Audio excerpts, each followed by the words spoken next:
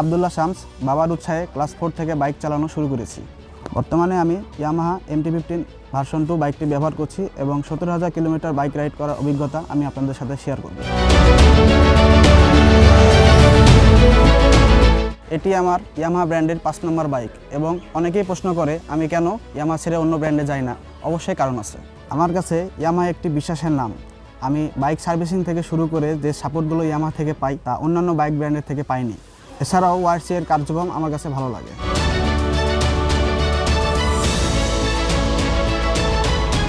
এবার বলি কেন আমি ইয়ামাহা MT-15 ভার্সন 2 নিলাম।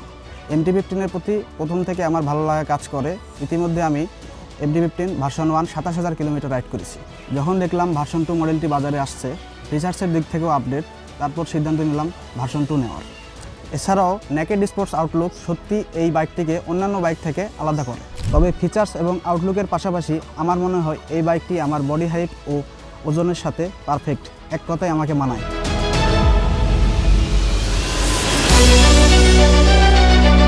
$17,000 কিলোমিটার পথ চলার পাশাপাশি আমি কিছুদিন আগেই Tetulia to Teknaf ride complete করেছি। আমার এই দীর্ঘ রাইডের অভিজ্ঞতা থেকে যদি পারফরমেন্সের কথা বলি, আমি স্যাটিসফাইড। বাইকটির কন্ট্রোল ও কমফোর্ট, ব্রেকিং এবং USD সাসপেনশন, ওভারঅল ফিচার্স সত্যি অসাধারণ। আর আমি আমার বাইক প্রপারলি মেনটেন করার জন্য মাইলেজও ভালো পাচ্ছি। তেমন কোনো অভিযোগ না থাকলেও আমার কিছু এক্সপেকটেশন আছে এসিআই মোটরসের কাছে। MT-15 ভার্সন 2 বাইকটিতে ডুয়েল চ্যানেল বেস দেওয়া, পেছনের টায়ারের সাইজ 150 হলে ভালো হয় এবং হেডলাইটটি উন্নত করার পাশাপাশি বাইকটির দাম ক্রয় সীমার মধ্যে আনলে ভালো হয়। সব মিলিয়ে বলতে গেলে এখন পর্যন্ত আমার ব্যবহার করা সেরা বাইকটি হলো ইয়ামাহা MT-15 ভার্সন 2।